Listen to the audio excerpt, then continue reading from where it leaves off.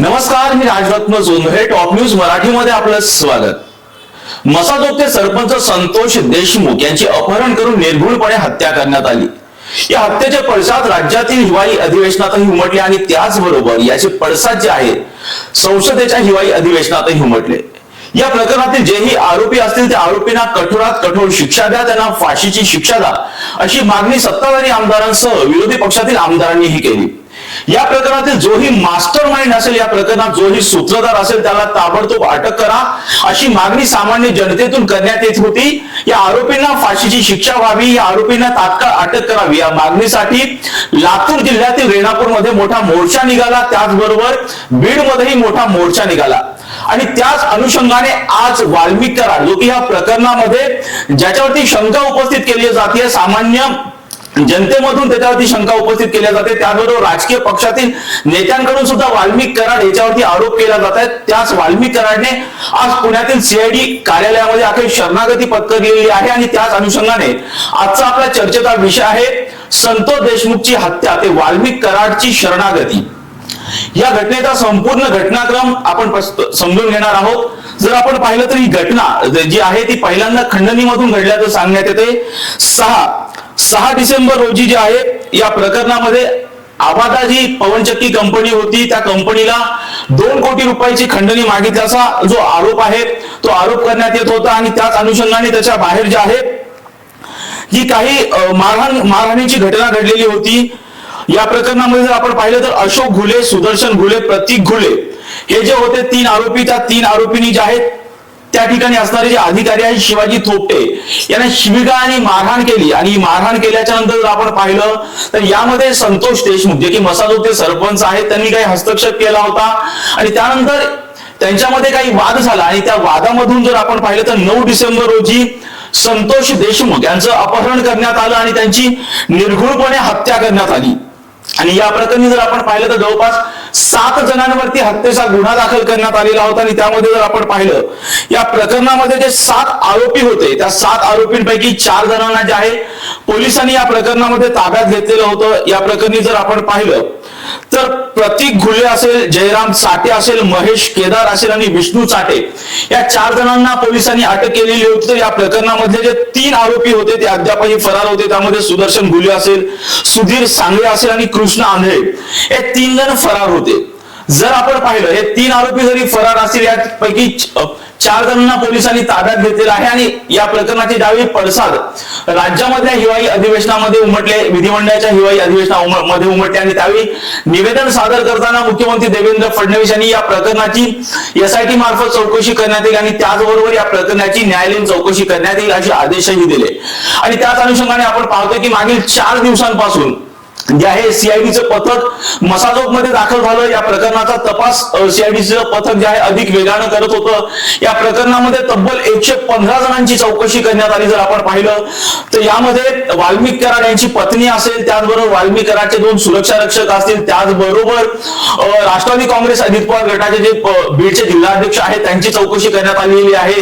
राष्ट्रवादी काँग्रेस पक्षाच्या युवती प्रदेशाध्यक्ष असणाऱ्या संध्या सोनवणे यांची चौकशी करण्यात आली आणि एकंदरीत अशी चर्चा होती की वाल्मिक कराड कुठेतरी शरणागती पत्करणार आहे अशी चर्चा सुरू होती आणि त्याच अनुषंगाने वाल्मिक कराड हा आज जो आहे पुण्यातल्या सीआयडी कार्यालयामध्ये शरण आला. पण शरण येण्यापूर्वी वाल्मिक कराडने एक व्हिडिओ शेअर केला. वाल्मिक कराड आणि कॅमेऱ्याच्या पुढे आले आणि त्यांनी सांगितलं की संतोष देशमुख यांच्या हत्या प्रकरणामध्ये जेही आरोपी असतील त्यांना फाशीची शिक्षा द्या आणि या प्रकरणामध्ये जर मी दोषी सापडलो तर न्याय देवता जेही काही शिक्षा देईल ती मला मान्य असेल असं जे आहे वाल्मिक कराड यांनी कॅमेऱ्याच्या पुढे येऊन सांगितलेलं होतं. सीआयडीला शरण येण्याच्या पूर्वी सांगितलं होतं. जर आपण या संपूर्ण प्रकरणाचा जर घटनाक्रम जर पाहिला तर 6 डिसेंबर रोजी हे खंडणीच्या प्रकरणावरून मारहाणीची घटना घडली. त्यानंतर 9 डिसेंबर रोजी संतोष देशमुख यांची निर्घृणपणे हत्या करण्यात आली.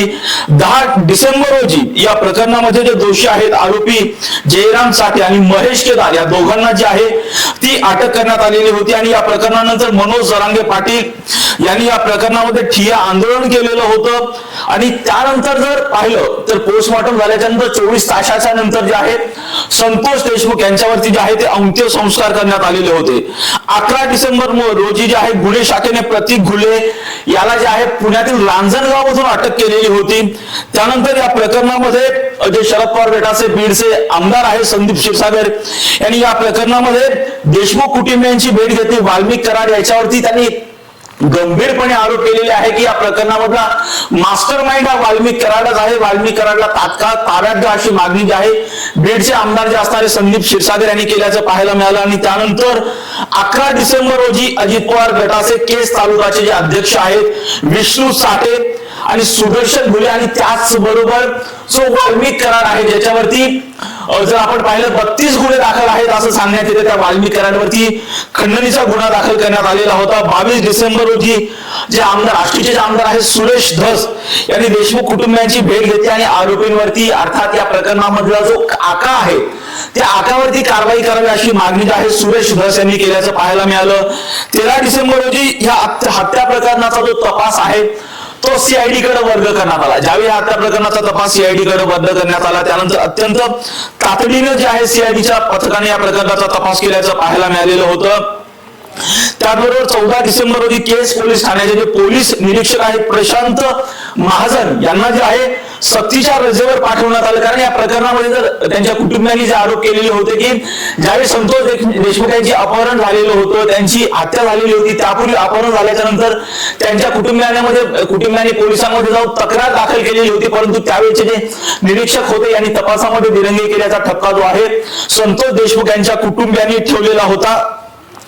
त्यानंतर जर आपण पाहिलं तर 14 डिसेंबर रोजी आरोपी विष्णू साठे याची जी आहे अजित पवार गटामधून जी आहे ती हकालपट्टी करण्यात आलेली होती। जर आपण पाहिलं ज्यावेळी राज्यामध्ये हिवाळी अधिवेशन चालू होतं त्या हिवाळी अधिवेशनामध्ये आष्टीचे आमदार असणारे सुरेश धस असतील, बीडचे आमदार असणारे संदीप क्षीरसागर असतील, गेवराईचे आमदार असणारे विजयसिंह पंडित असतील, प्रकाश सोनके असतील, नमिता मुंदडा असतील त्या केसचे आमदार आहेत, त्यांनी या प्रकरणामध्ये प्रकरण लावून धरलं आणि सांगितलं की या प्रकरणामध्ये आमचा बीड जिल्हा हा संत परंपरेचा जिल्हा म्हणून ओळखला जातो, ऊसतोड कामगारांचा जिल्हा म्हणून ओळखला जातो, ज्यांनी प्रति सरकारची स्थापना केली त्या क्रांतिसिंह नाना पाटलांचा जिल्हा म्हणून ओळखला जातो, गोपीनाथ मुंडेंचा जिल्हा ओळखला जातो, त्या बीड जिल्ह्याची ओळख आता गुन्हेगारीचा जिल्हा म्हणून होती आहे। आणि त्यामुळे या प्रकरणामधला जो मास्टर माइंड आहे त्या मास्टर माइंडला फाशीची शिक्षा द्या, हे प्रकरण फास्ट ट्रॅक कोर्टात चालवा अशी मागणी जी आहे त्या बीड जिल्ह्यातील जे आमदार होते त्या आमदारांनी राज्याच्या हिवाळी अधिवेशनामध्ये केलेली होती। आणि त्याच अनुषंगाने जर आपण पाहिलं तर 18 डिसेंबर रोजी या प्रकरणातील जो आरोपी आहे त्या विष्णू चाटेला पोलिसांनी अटक केली। त्यानंतर 19 डिसेंबर रोजी शवविच्छेदन जो अहवाल आलेला आहे, पोस्टमॉर्टमचा जो अहवाल आलेला आहे त्या अहवालानुसार जर आपण पाहिलं तर संतोष देशमुख यांच्या अंगावर ज्या आहेत त्या जवळपास 56 जखमा आढळलेल्या होत्या आणि त्याचा संतोष देशमुख यांचा जे मृत्यू झालाय तो मारहाणीतूनच झालाय असं पोस्टमॉर्टम रिपोर्टच्या अहवालामधून स्पष्ट आलेलं आहे। 21 डिसेंबर रोजी जर पाहिलं तर राज्याचे मुख्यमंत्री देवेंद्र फडणवीस यांनी या प्रकरणामधले जे पोलीस अधीक्षक आहेत अविनाश बारंग यांची जी आहे तात्काळ बदली केली आणि सचिन पाणकर यांच्याकडे पोलीस अधीक्षक पदाचा अतिरिक्त पदभार जो आहे तो दिल्याचं पाहायला मिळालेलं होतं। 21 डिसेंबर रोजी या प्रकरणामध्ये शरद पवार गटाचे जे अध्यक्ष आहेत खासदार शरद पवार आणि त्याचबरोबर उपमुख्यमंत्री अजित पवार यांनी सुद्धा देशमुख कुटुंबियांची भेट घेतलेली होती। आणि ज्यावेळेस अजित पवार यांनी देशमुख कुटुंबियांची भेट घेतली त्यावेळेस धनंजय मुंडे असं सांगण्यात येतं की वाल्मिक कराड हा धनंजय मुंडेंचा अगदी जवळचा आहे।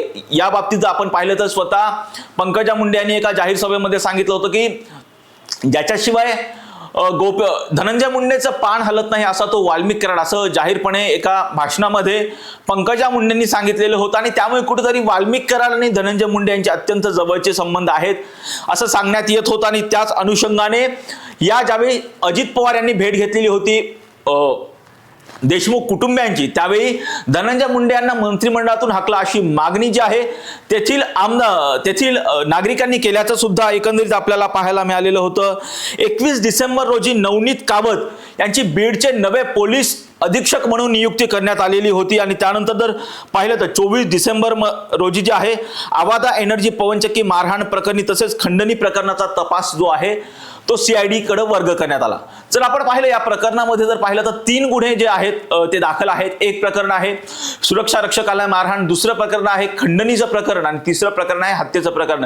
हे तिन्ही प्रकरणं जे आहेत ते CID कडे वर्ग करण्यात आलेली आहेत आणि त्या अनुषंगानं जे आहे तो तपास सुरू आहे. 28 डिसेंबर रोजी जर आपण पाहिलं तर वाल्मिक कराडला या प्रकरणामध्ये त्याच्यावरती गुन्हा नोंदून अटक करावी अशी मागणी जी आहे सर्वपक्षीय मोर्चामधून जी आहे ती करण्यात आलेली होती. आणि या प्रकरणामध्ये जर आपण पाहिलं तर जवळपास 115 पेक्षा अधिक जणांची आहे ती CID ने चौकशी केलेली होती. त्याच अनुषंगानं या प्रकरणामध्ये वाल्मिक कराड याच्या जवळची जी लोक आहेत त्यांची सुद्धा चौकशी करण्यात आलेली होती.